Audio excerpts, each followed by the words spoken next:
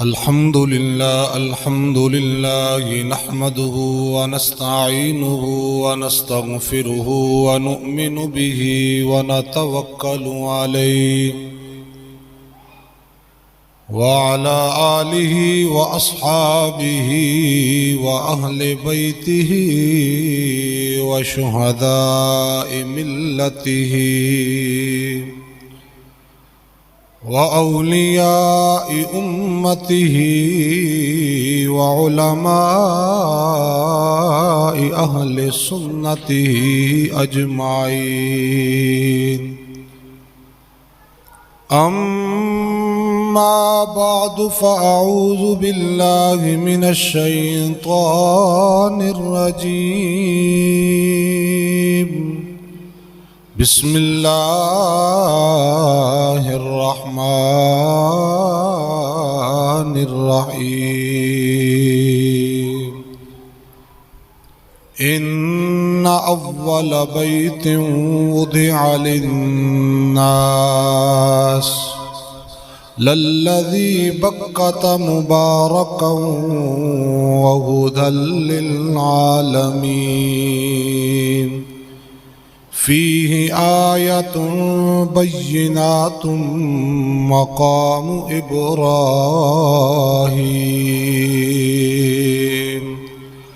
ومن دخله كان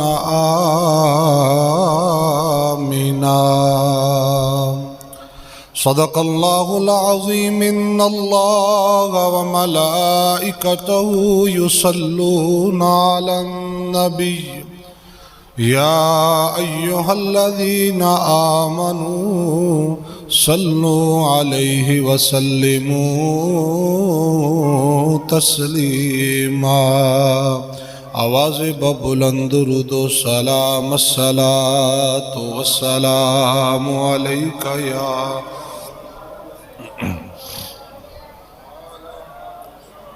سیدی یا رسول اللہ الصلاة والسلام علیک یا بلغ العلا بکمالہ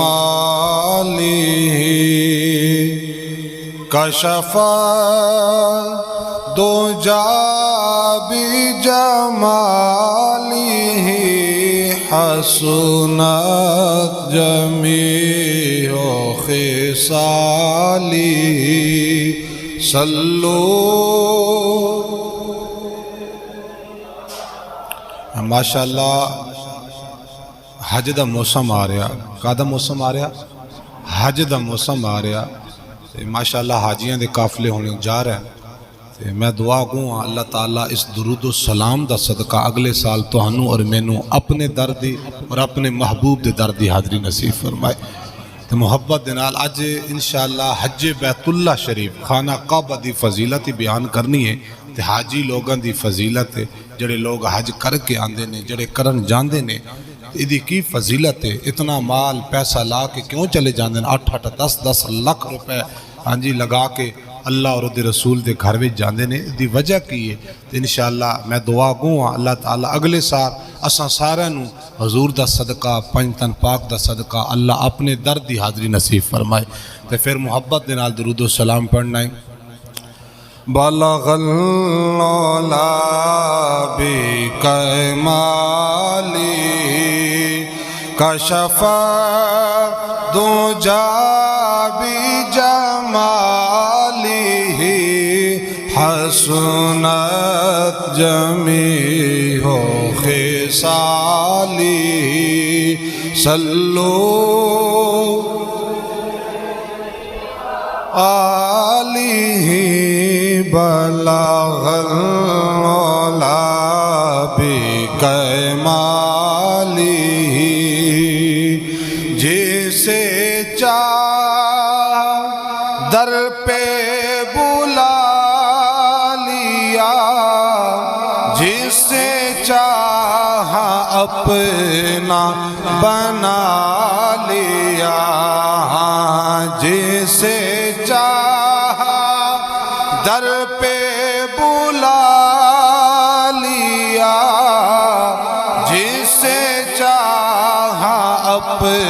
نہ بنا لیا، یہ بڑے کرم کے ہیں فیصلے، یہ بڑے نصیب کی بات ہے، بلا غلولا بکمالی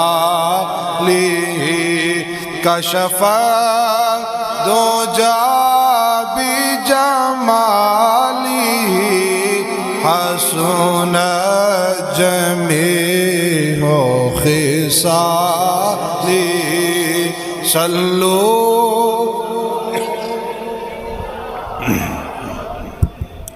اللہ تعالیٰ دی حمد و ثنا تو بعد محبوب علیہ صلاۃ و سلام دی ذات پاک تے درود و سلام دا نذرانہ پیش کرن تو بعد حاضرین و ناظرین و سامعین کرام، اللہ جل مجدہ الکریم دی توفیق دے نال تسی اور میں اللہ دے گھر دے اندر تشریف فرما ہاں۔ اللہ تعالیٰ میرا آنا، پڑھنا، سنانا، تہاڈا سننا اللہ اپنی پاک برگاہ دے اندر قبول و منظور فرمائے۔ ہر چیز دا موسم ہوندا، الحمدللہ حج شریف دا بھی ایک موسم ہوندا، پورے سال دے اندر، لیکن جدوں عید الفطر تو بعد ایام آندے نے جنہاں لوگاں دے اتے اللہ نے خاص کرم فرمایا ہوندا، حضور محبوب علیہ الصلاۃ والسلام نے مہر لگا دیتی ہے کہ تُو آ جا میرے امتی میرے شہر مدینے دے اندر، تو او لوگ پھر عید الفطر تو بعد ایک ایک دن گن دے نے، یار کدن او ویلا آوے گا جدن میں بھی جہاز وچ بیٹھ کے اللہ دے گھر اور اللہ دے نبی دے گھر دے اندر پہنچاں گا۔ تو یقیناً عید الفطر بھی گزر گئی ہے، ذی القعدہ شریف دا مہینہ بھی ہے، اگلا ذی الحج دا مہینہ، تے حاجی لوگاں دے قافلے رواں دواں نے ہون، مکہ پاک دے اندر جا رہا ہے، کوئی مدینہ پاک دے اندر جا رہا ہے، کیوں جا رہا ہے؟ حج شریف کرن، کوئی عمرہ کرن جاندا، اپنے دوستاں بیلیاں نو یاراں نو ہر کسی نو مل کے جاندا، معافی مانگ کے جاندا، معافی اس گلوں منگدا کہ یار سانس دا پتہ کوئی نہیں ہے، موت دا پتہ کوئی نہیں ہے، ہو رہے کہ واپس آواں گا نہیں آواں گا، اور معافی اس گلوں بھی منگدا کہ یار جس تھان تے میں جا رہے ہاں وہ کوئی عام تھان نہیں ہے، اللہ بھی عمرہ ادوں ہی قبول کرنا، اللہ بھی ادوں ہی راضی ہوئے گا جدن اللہ دے بندے میرے تو راضی ہوں گے۔ جے گھر والے میرے تو ناراضن، میری وجہ تو ناراضن، میرا ابو ناراض ہے، میری امی ناراض ہے، میرا سکا ویر ناراض ہے، تو یار تو ہر سال عمرے تے جا، تیرے عمرے تے جان دا فائدہ کوئی نہیں، وہ سب تو وڈا عمرہ تے تیرے گھر تیری ماں و تیرا باپ ہے۔ اسی طرح کوئی حج تے جا رہا، کوئی بہن بھائی ناراض نے، والدین ناراض نے، حج جان تو پہلے اپنے والدین نو راضی کر لے، اپنے بہن بھائیوں نو راضی کر لو یار۔ اللہ تعالیٰ کی فرماندا، اللہ فرما رہا کہ اے میرے بندیاں میں اپنے حقوق تے معاف کر دیواں گا لیکن اپنے بندیاں تے حقوق معاف نہیں کراں گا۔ جی اتنا پیسہ لگا کے بھی، جمع پونجی ساری زندگی دے لگا کے تو مکہ اور مدینہ دے اندر گیا، اللہ اور دے رسول دے در تے گیا، جے پچھے تیری ماں ناراض ہے، پچھے تیرا ابو ناراض ہے، تیرا ویر تیری بہنہ ناراض ہیں، عزیز و اقارب ناراض نے، اتنے دور سفر کٹ کے جان دی ضرورت نہیں سی بیلیا تینوں، جے تم گھر آ گیا ماں دے قدمہ چ بیٹھ جا، با دے قدمہ چ بیٹھ کے معافی مانگ لے، خدا دی قسم لکھاں روپے لگا کے حج کرن گیا، پتہ نہیں قبول ہوئے گا یا نہیں ہوئے گا، لیکن حضور نے سند دے دیتی، میرے اور آپ دے آقا و مولا، سارے بولو حضرت محمد مصطفیٰ صلی اللہ علیہ وآلہ وسلم نے فرمایا کہ میرے غلاموں، کہ جس میرے غلام نے اپنی ماں دا چہرہ ویکھ لیا، اپنے باپ دا چہرہ ویکھ لیا، اللہ تعالیٰ انہوں مقبول حج دا ثواب عطا کرے۔ مقبول حج 8 لاکھ روپے لگا کے کوئی بندہ حج کرن جا رہا، پتہ نہیں یار قبول ہوئے گا کہ نہیں، کوئی گارنٹی نہیں۔ جے حج تو واپس آیا پوچھو نو، قسم کھا کے کیا ہے کہ یار بیلیا بابا جی تہاڈا حج قبول ہویا؟ قسم کھاؤ، نہیں کھائے گا قسم کہ یار پتہ نہیں، یار اتنے پیسے لگا کے گیا، وقت کٹ کے، موسمی حالات دی شدت تو کی نام محسوس کیتی ہونی ہوتے، سفر کٹ کے گیا، اتنا کچھ کرے کے گیا، بیوی بچیاں تو دور گیا، تو ایک گل دی گارنٹی کیوں نہیں دے رہا کہ تیرا حج قبول کرے گا کہ نہیں؟ ایک گارنٹی یہ اللہ کو لے، یہ اللہ دا اختیار ہے، اللہ قبول کرے یا نہ کرے۔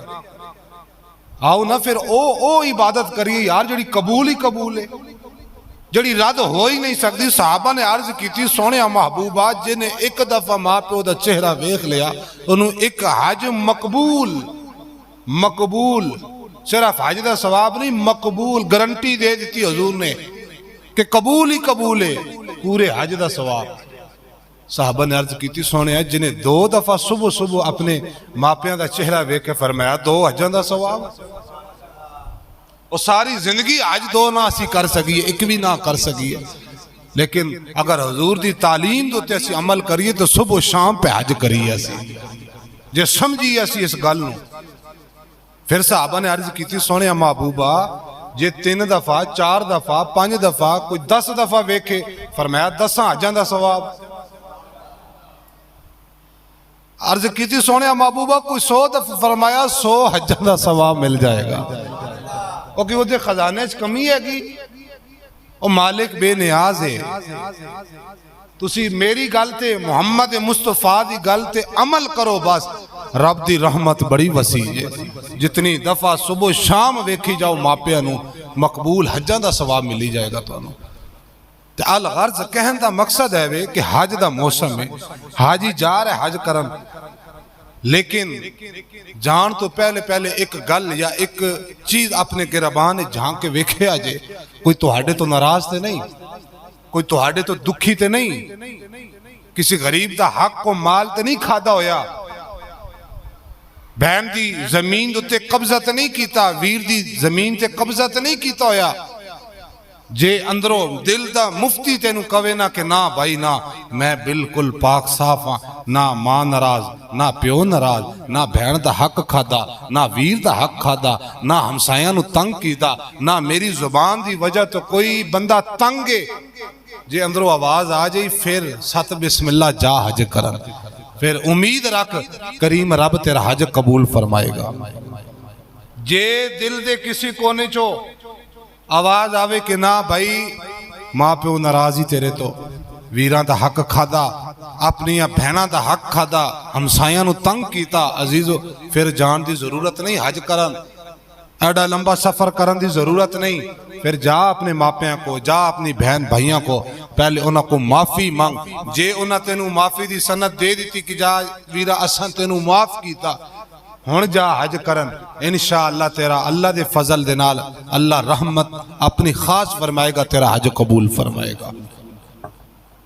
اللہ جل مجدہ الکریم نے فرمایا ان اول بیت وضع للناس، پوری روح زمین دوتے سب تو پہلا گھر کیڑا گھر لے؟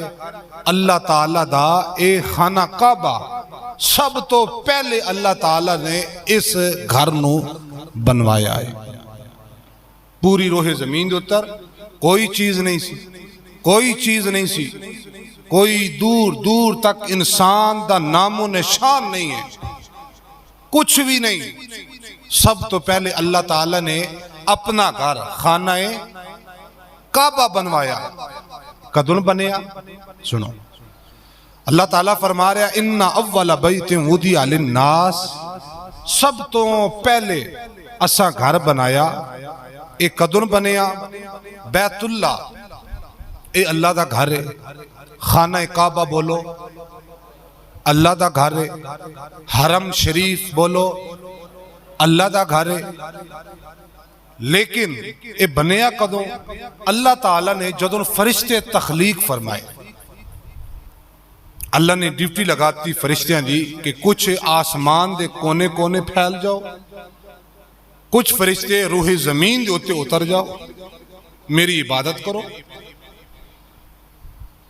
جب فرشتے زمین کے اوپر آئے، دل کے اندر محبت پیدا ہوئی کہ یار آسمان والے فرشتے تو اللہ کی عبادت کرتے ہیں، بیت المعمور جو فرشتوں کا کعبہ ہے اس کی عبادت کرتے ہیں، تو روح زمین کے اوپر صبح و شام ہم ہیں، تو ہمارا بھی دل کرتا ہے یار اللہ کی عبادت کریں، کوئی ایسا گھر ہو جس گھر کے اوپر اللہ کی خاص تجلیاں اور رحمتیں اللہ کی نازل ہوتی ہوں، ہم بھی تو عبادت کریں۔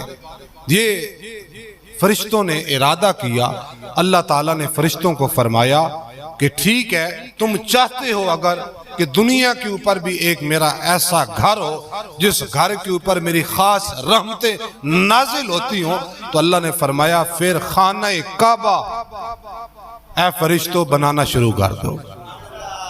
اب فرشتوں نے اس خانہ کعبہ کو بنانا شروع کر دیا، اینٹوں سے نہیں بنایا، پتھروں سے نہیں بنایا، گارے سے نہیں بنایا، اب فرشتوں نے بنانا تھا تو پھر فرشتوں نے لال یاقوت موتیوں کے ساتھ اللہ کا گھر تعمیر فرمایا۔ اب صبح و شام فرشتے اللہ کے گھر کو دیکھتے ہیں، اس کی عبادت کرتے ہیں، عبادت تو رب کی ہے لیکن اس کے آگے جھکتے ہیں، کعبہ جو ہے، قبلہ جو ہے۔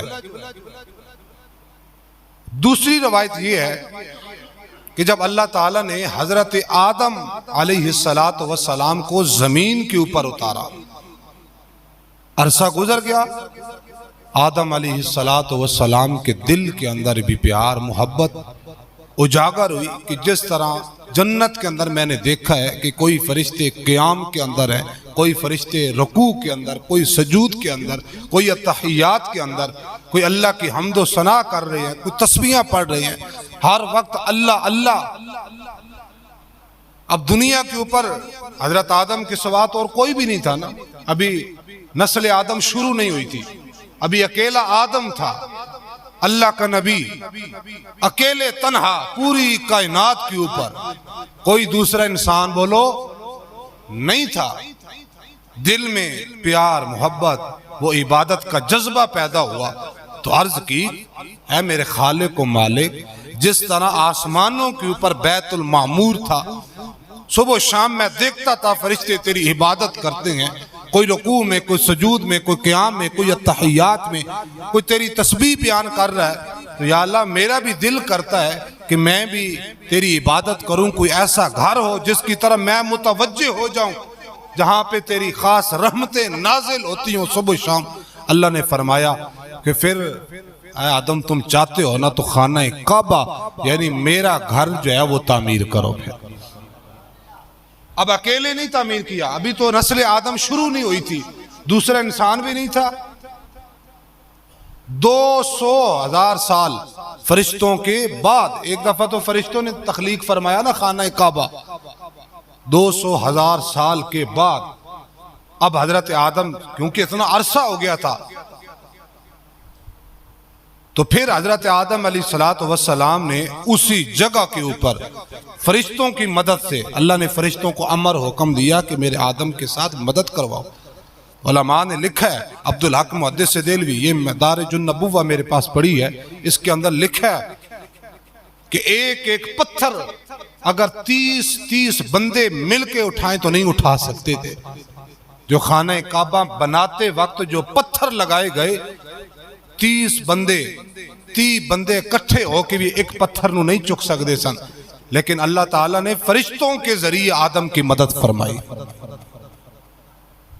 لوگ کہتے ہیں غیر اللہ سے مدد نہ مانگے، یار غیر اللہ سے مدد نہ مانگے، صرف اللہ ہی مدد کرتا۔ میں مانتا ہوں اللہ مدد کرتا ہے، ہمارا عقیدہ ہے اللہ کے علاوہ کوئی مدد نہیں کرتا۔ اگر کوئی کہتا ہے کہ اللہ کے علاوہ کوئی مدد کرتا ہے وہ شرک کرتا ہے، لیکن عقیدہ ہمارا پورا سنے نا جو قرآن و حدیث کے مطابق ہے۔ اللہ مدد کرتا ہے لیکن اللہ تعالیٰ اپنے بندوں سے اور اپنے فرشتوں سے بھی مدد کروا دیتا ہے۔ اللہ اختیار، اللہ طاقتیں دیتا ہے اپنے بندوں کو، جیسا کہ حضرت سلیمان علیہ السلام کا واقعہ سورہ نمل اٹھا کے دیکھیں۔ آصف بن برخیہ کون ہے؟ فرشتہ ہے؟ نہیں۔ جن ہے؟ نہیں، انسان ہے یار۔ سینکڑوں میل دور تخت بلقیس پڑا تھا، ایک لمحے میں یوں ہاتھ کیا، تخت بلقیس جو 3 منزلہ اونچا سی، 7 کمرے تھے، اتنا وزنی، اتنا بھاری، وہ تختہ یوں اٹھا کے حضرت سلیمان علیہ السلام کے سامنے رکھ دی۔ قرآن ہے۔ اب کوئی کہے کہ نہیں یار اللہ کے علاوہ کوئی مدد نہیں کرتا، تو پھر قرآن کی اس آیت کا کیا مطلب ہے؟ اللہ مدد کرتا ہے، لیکن اللہ تعالیٰ اپنے بندوں کو طاقت بھی تو دیتا ہے نا یار، کہ تم دیکھنا اللہ کا گھر ہے، جو کہتے ہیں اللہ کے علاوہ کوئی مدد نہیں کرتا، تو اللہ خود آتا نعوذ باللہ من ذالک، خانہ کعبہ تعمیر کرتا۔ بھئی اللہ کا گھر ہے، کوئی مدد تو کر نہیں سکتا۔ اللہ کے گھر کے اوپر ابرا نے جب حملہ کیا، ہاتھیوں کے ساتھ آیا، تو اللہ کا گھر ہے نا، اللہ آیا خود مدد کے لیے۔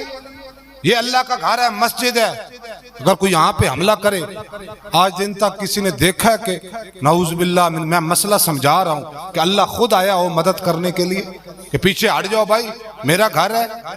جب بھی آئے تو انسان آگے آئے، دلی جنہیں اچھی سبحان اللہ، جب بھی آئے انسان آگے آئے، انسانوں نے مدد کی، انسانوں نے اللہ کے گھر کو بچایا، اللہ کی حدودوں کو بچایا، دین اسلام کو بچایا۔ تو اس کا کیا مطلب؟ بھائی اللہ اپنے بندوں کو طاقت دیتا ہے، ذاتی طور پہ انسان کے اندر کوئی ایسی چیز نہیں ہے، اللہ عطا کرتا ہے تو اللہ کی توفیق سے انسان دوسرے انسان کی مدد کرتا ہے۔ تو اللہ نے فرشتوں کو امر و حکم دیا کہ آدم کے ساتھ مل جاؤ اور خانہ کعبہ شریف بنا ڈالو۔ اب خانہ کعبہ شریف بن گیا۔ حضرت آدم علیہ السلام نے جب خانہ کعبہ بنوا لیا تو پھر کیا ہوا؟ حضرت آدم علیہ السلام صبح شام اس کی عبادت کرتے، اس کے آگے جھکتے۔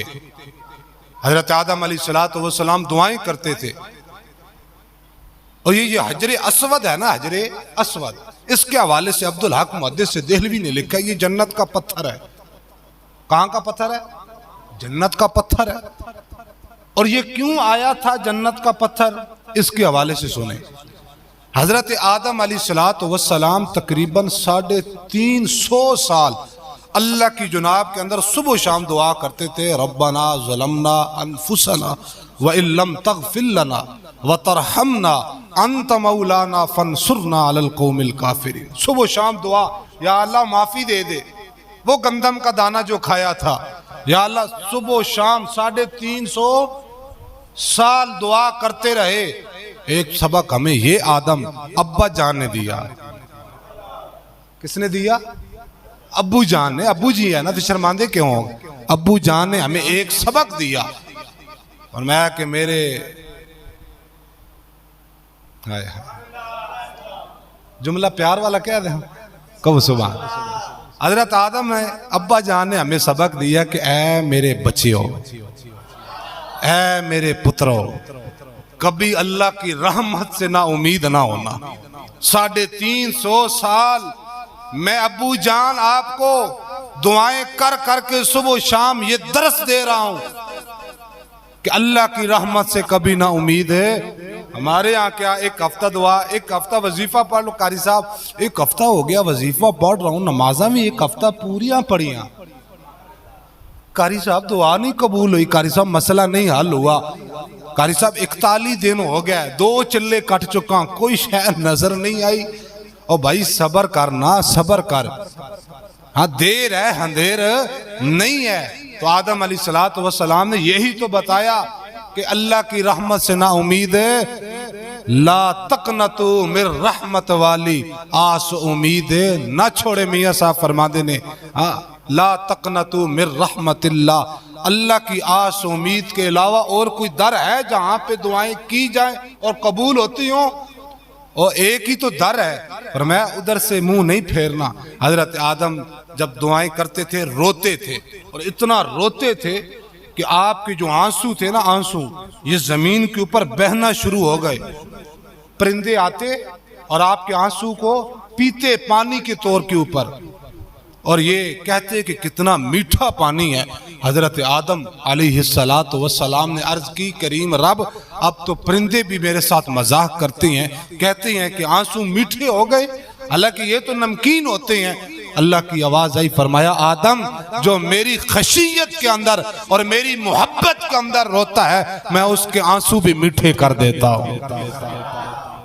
یہ پرندے مذاق نہیں کرتے، یہ حقیقت کہتے ہیں، حقیقت پہ مبنی بات کر رہے ہیں۔ ہم نے آنسو میٹھے کر دیے۔ اب کیا ہوا؟ جب آنسو حضرت آدم کے بہنا شروع ہوئے، اللہ تعالیٰ نے حکم دیا، فرشتوں یہ پتھر اٹھاؤ، جنتی پتھر حجر اسود، فرمایا آدم علیہ السلام کے قریب رکھ دو۔ اب جب آدم علیہ السلام اللہ کی خشیت میں، اللہ کے ڈر کی وجہ سے صبح و شام روتے تھے نا، وہ آدم علیہ السلام کی آنکھوں کا پانی، وہ قطرے اب زمین کے اوپر نہیں گرتے تھے بلکہ حجر اسود کے اندر گرتے تھے۔ یہ جو پتھر خانہ کعبہ کے اندر لگا ہوا ہے نا، اس کے اندر گرتے تھے حضرت آدم علیہ السلام کے آنسو۔ گویا کہ حجر اسود اللہ نے بھیجا آدم علیہ السلام کے آنسوؤں کو محفوظ کرنے کے لیے۔ تو آدم علیہ السلام نے ایک دفعہ کیا کر دیا؟ اللہ کا گھر بنا دیا۔ اللہ کا گھر، پہلے اللہ کا گھر کس نے بنایا؟ بولو، پہلا گھر کس نے بنایا؟ فرشتوں نے۔ دوسری دفعہ کس نے بنایا؟ حضرت آدم علیہ السلام۔ اب کیا ہوا؟ حضرت آدم علیہ السلام نے جب گھر بنایا تو طوفان نوح آ گیا۔ طوفان نوح آ گیا، وہ تندور کے اندر سے جو پانی نکلا تھا پوری روح زمین کے اندر پانی پھیل گیا۔ طوفان نوح آیا تو اللہ تبارک و تعالی نے اس خانہ کعبہ کی جو عمارت تھی نا، جو دیواریں تھیں، علماء نے لکھا یہ تو آسمانوں کی طرف اللہ نے اٹھا لی، باقی کا جو حصہ اس کی بنیادیں تھی نا، وہاں پر اللہ تعالیٰ نے ایک سرخ رنگ کا ٹیلا، یوں سمجھو کہ ایک سرخ رنگ دی چھوٹی جی پہاڑی، اللہ تعالیٰ نے اس کو وہاں پہ نمودار کر دیا۔ طوفان نوح چلا گیا لیکن خانہ کعبہ بھی نہیں بنا۔ اب لوگ آتے اس سرخ ٹیلے کے اوپر، یعنی اس کے ارد گرد کھڑے ہو کر عبادت کرتے، دعائیں کرتے۔ ہاں جی، وقت گزرتا گیا، اب دور آ گیا حضرت ابراہیم خلیل اللہ کا۔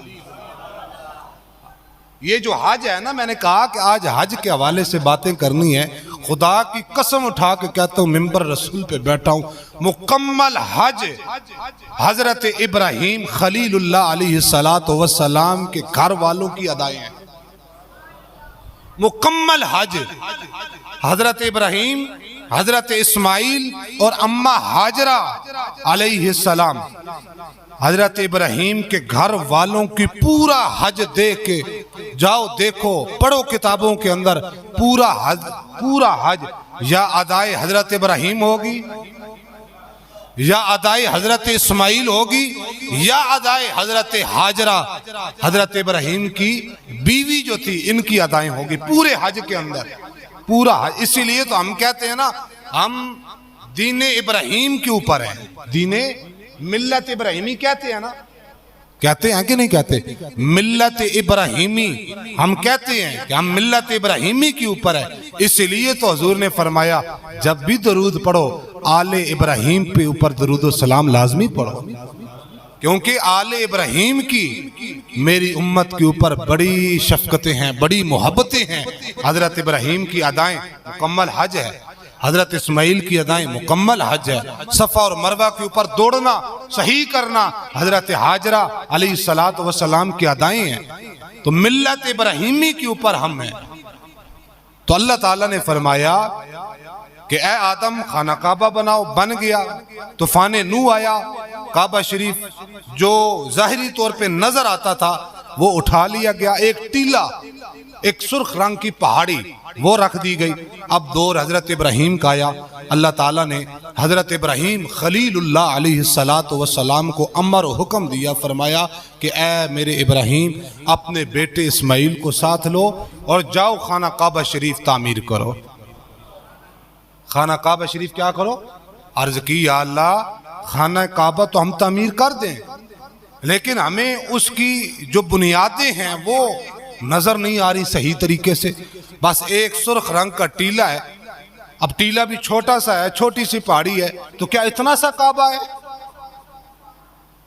اللہ تعالیٰ نے حضرت جبریل علیہ السلام کو بھیجا اور فرمایا کہ اے میرے جبریل جاؤ حضرت ابراہیم کو کعبہ شریف کی جتنی حدود ہے چار دیواری کی وہ متعین کر کے دے دو.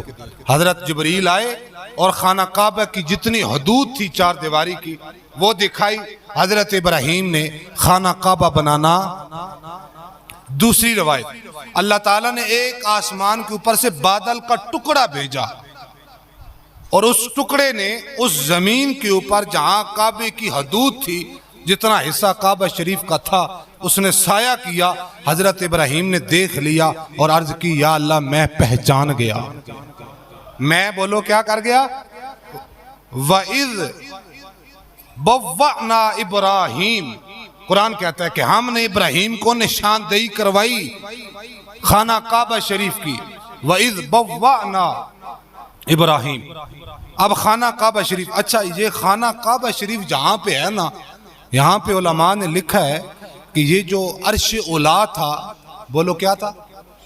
عرش اولا, یہ پہلے اس زمین کے اوپر تھا.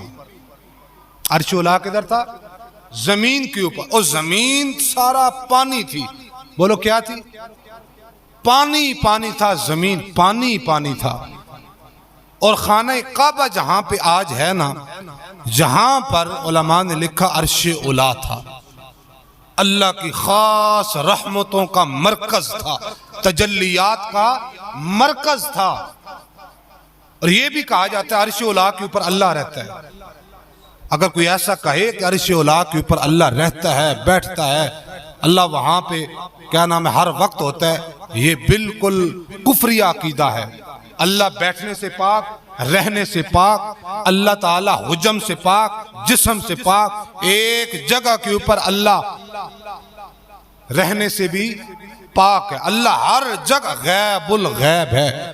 ہاں کئی خاص چیزیں ایسی ہوتی ہیں جہاں اللہ کی خاص رحمتیں ناز, جیسا کہ اللہ کا گھر خانہ کعبہ ہے, جیسا کہ اللہ کا گھر مسجد ہے, جیسا کہ مسجد نبوی ہے جہاں پہ اللہ کی خاص رحمتیں نازل ہوتی. عرش اولا ادھر تھا.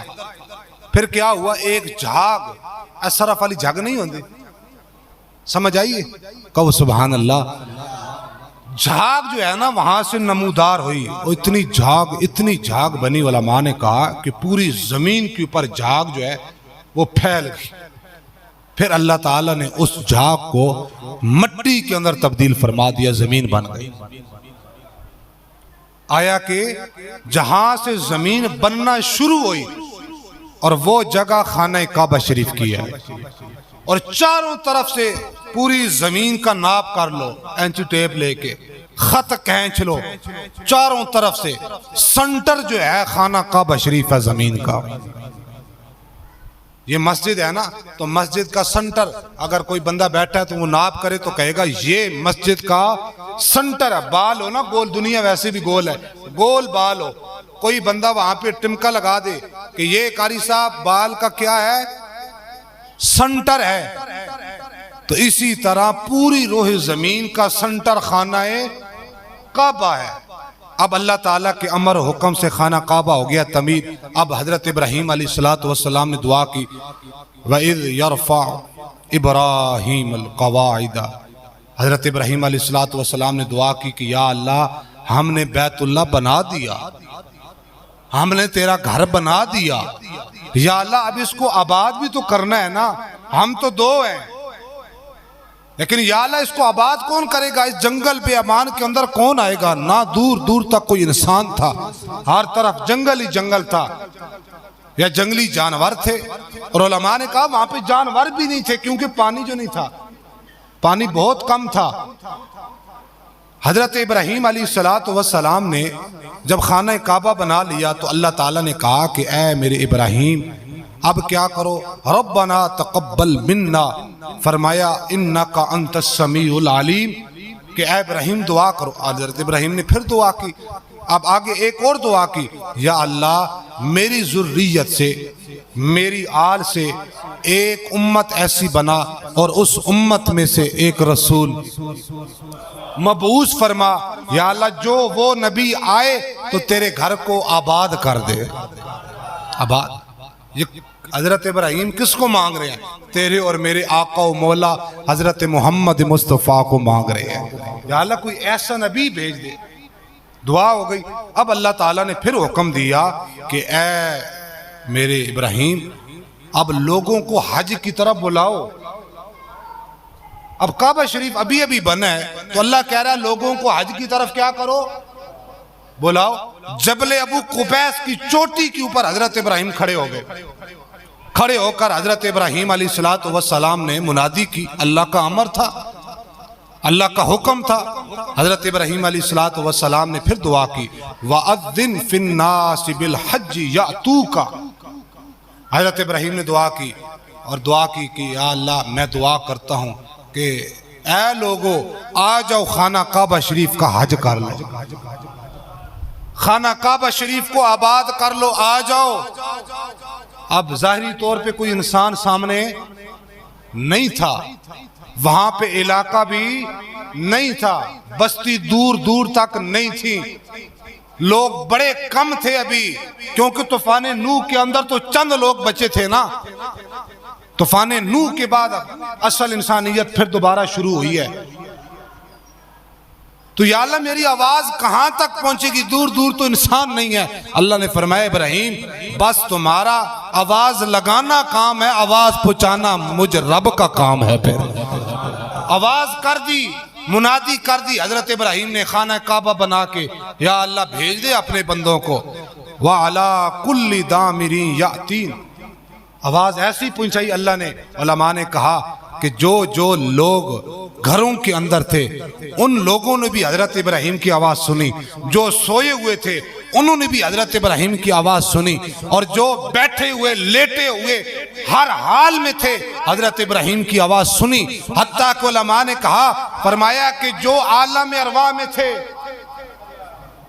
جو ابھی دنیا میں انسان نہیں آئے تھے، عالم ارواح کے اندر تھے، اور جو باپ کی صلب کے اندر، ماں کے رحموں کے اندر جو انسان تھے، حضرت ابراہیم کی آواز اللہ نے وہاں پہنچا دی۔ اب کیا ہوا؟ آواز تو پہنچ گئی۔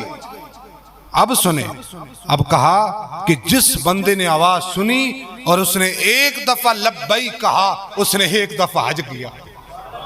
اب جس انسان نے 2 دفعہ لبیک کہا اس نے 2 دفعہ حج کیا، اور جس انسان نے 3 دفعہ، 5، 10، حتیٰ کہ جتنی دفعہ حضرت ابراہیم کی آواز کے اوپر لبیک کہا اس نے اتنی دفعہ حج کیا یا عمرہ کیا، اور جس نے لبیک نہیں کہا وہ اس نعمت سے محروم رہا۔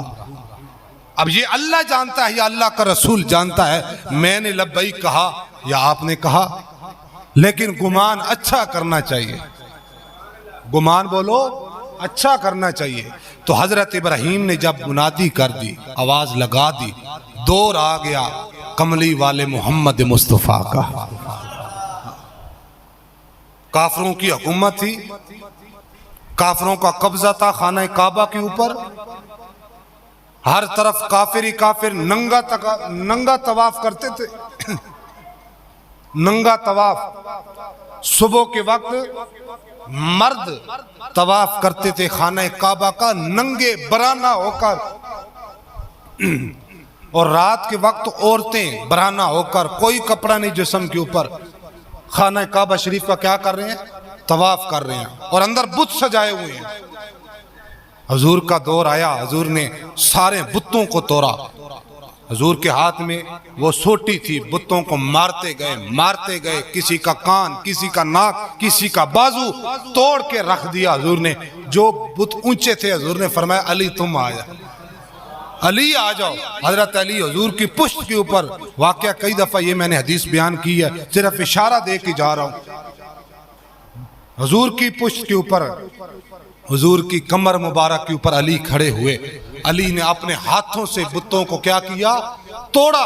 حضور نے نیچے سے پوچھ ہی لیا علی ہاتھ کدھر تک پہنچ رہا ہے؟ حضرت علی نے کہا حضور واللہ باللہ تاللہ میں اپنے اس رب کی عزت و جلال کی قسم کھا کے کہتا ہوں میرا ہاتھ عرش اولا کی بلندیوں کو چھو رہا ہے۔ بت توڑ دیے۔ یا رسول اللہ میں نیچے آنا چاہتا ہوں، فرمایا آ جا۔ یا رسول اللہ عرش اولا کی بلندیاں اور نیچے علی کیسے آئے؟ فرمایا آ تو جا۔ علی نیچے آئے اور آ کر مسکرانا شروع ہو گئے۔ حدیث کے الفاظ ہیں لفظ بلفظ کا ذمہ دار ہوں۔ علی مسکرانا شروع ہوئے۔ حضور نے پوچھا علی مسکراتے کیوں ہو؟ وجہ کیا ہے؟ یا رسول اللہ دیکھیں نا، میں عرش اولا کی بلندیوں پہ تھا، میں وہاں سے چھال، میں اتنی اوپر بلندی سے چھال زمین کی اوپر لگائی، پر سونیا محبوبہ نہ ہاتھ ٹوٹیا، نہ ٹنگ ٹوٹے، نہ سر پھٹیا۔ حضور مسکرانے لگے، فرمایا علی نہ ہاتھ ٹوٹنا تھا، نہ ٹانگ ٹوٹنی تھی، نہ تیرے سر پھٹنا تھا۔ یا رسول اللہ وجہ؟ فرمایا اٹھانے والا محمد مصطفیٰ ہے، اتارنے والا جبریل امین تھا۔ اٹھانے والا نبیوں کا سردار تھا اور اتارنے والا فرشتوں کا سردار تھا۔ علی کیسے تیری ٹانگ ٹوٹ سکتی تھی؟ اچھا حضور نے خود کیوں نہیں توڑے یار بت؟ حضور تو آپ کی شان یہ ہے کہ مصلی پہ کھڑے حضور نے ہاتھ بلند کیا، جنت پہ حضور کا ہاتھ پہنچ گیا۔ بخاری شریف، انگور کے گچھوں کو ہاتھ ڈالا پھر چھوڑ دیا۔ صحابہ نے عرض کی یا رسول اللہ وجہ؟ آج عجیب معاملہ۔ ہاتھ فرمایا میں نماز پڑھ رہا تھا، اللہ کی جنت کے نظارے میری آنکھوں کے سامنے تھے، میں نے جنت میں ایک انگور کی بیل دیکھی، دل کیا اٹھا لوں، کھینچ لوں، لے آؤں زمین کے اوپر۔ پھر دل میں خیال آیا کوئی گل نہیں، دنیا تے پھل دنیا تے کھانے، جنت جا کے کھا لا گے۔ یار حضور کا ہاتھ حضور خود نہیں توڑ سکتے تھے بتوں کو، پر کیوں نہیں توڑا؟ علماء نے وجہ لکھی ہے، اس لیے نہیں توڑا کہ حضور کا جب جس چیز کو ہاتھ لگ جاتا ہے جہنم کی آگ حرام ہو جاتی ہے۔ سیدہ فاطمہ تو زہرا تندور کے ساتھ روٹیاں لگا رہی تھی، حضور محبوب علیہ السلام نے دیکھا گرمی ہے، تپش ہے، اوپر سے تندور کا سیکا ہے، آگ ہے، حضرت سیدہ کا پسینہ بھی بہہ رہا ہے۔ حضور کو پیار آیا، محبت آئی، نہ جانے کیا ہوا حضور کو۔ حضور خود گئے، فرمایا بیٹی فاطمہ پیڑا مجھے دو نا، آج میں محمد خود اپنے ہاتھوں سے روٹی لگاتا ہوں۔ حضور نے خود اپنے ہاتھوں سے چند روٹیاں علماء نے کہا لگائی ہیں۔ تھوڑی دیر گزر گئی، سیدہ نے جو روٹیاں لگائی تھیں فاطمہ تو زہرا نے وہ پک گئیں، لیکن جو حضور نے لگائی تھیں وہ ویسی کی ویسے کچی کھڑی ہیں تندور کے اندر، آگ کے شعلے بھی صحیح ہیں۔ سیدہ بابا جان کی پاک برگاہ میں، بابا جان عجیب معاملہ ہوا، جو میں نے لگائی تھی وہ تو پک گئی، پر سونے محبوبہ جو آپ نے اپنے ہاتھ سے لگائی وہ پکی نہیں ہے۔ حضور نے فرمایا میری بیٹی فاطمہ وہ پک بھی نہیں سکتی، وہ پک بھی نہیں سکتی۔ یا رسول اللہ وجہ کیا ہے؟ کیوں نہیں پک سکتی؟ فرمایا کہ اے بیٹی فاطمہ جس چیز کو محمد کا ہاتھ لگ جاتا ہے یہ تو دنیا کی آگ ہے، اگر دوزخ کی آگ بھی آج زمین کے اوپر آ جائے تو ان روٹیوں کو نہیں پکا سکتی۔ تو اس لیے حضور نے اپنے ہاتھوں سے بت نہیں توڑے۔ جے کسی بت نو ہاتھ لگ جاندہ تے انہیں جہنم میں جلنا نہیں سی۔ حضور دا پکا ارادہ سی تو آنو تے جہنم میں جلانا، میں محمد ہاتھ نہیں لانا۔ تو کعبہ شریف انشاءاللہ اگلا جمعہ بھی کعبہ شریف کی شان کے اوپر اور عظمت کے اوپر انشاءاللہ بیان ہوگا۔ ایک دفعہ محبت نال کہو سبحان اللہ۔ مدینہ مکہ چ کون کون جانا چاہتا؟ اے حج دا موسم ہے، حاجی جا رہے جے، میں ممبر تے بیٹھ کے ہاں دعا کرنا کریم ربا اگلا سال جدوں آوے اساں سارے نو اپنے در دا مہمان بنا لے۔ میری آنے والی سب نسلیں، میری آنے والی سب نسلیں تیرے گھر آئیں تیرا در دیکھیں میری آنے والی سب نسلیں دعائیے جملہ یار کہہ دو میری آنے والی سب نسلیں میری آنے والی سب نسلیں تیرے گھر آئیں تیرا در دیکھیں اسباب ہو ان کو ایسے بہم اللہ کرم اللہ کرم اللہ اللہ اللہ اللہ اللہ اللہ ہر سال طلب فرما مجھ کو ہر سال وہ شہر دکھا مجھ کو ہر سال طلب فرما مجھ کو ہر سال وہ شہر دکھا مجھ کو ایسے کرم ہر سال کروں میں طواف حرم اللہ کرم اللہ کرم اللہ اللہ اللہ اللہ اللہ 3 دفعہ کعبہ فرشتوں نے بنایا دوسرا حضرت آدم نے بنایا تیسرا حضرت ابراہیم نے بنایا اور چوتھی دفعہ بھی بڑھنا اگلے جمعے انشاءاللہ اللہ اسا سارے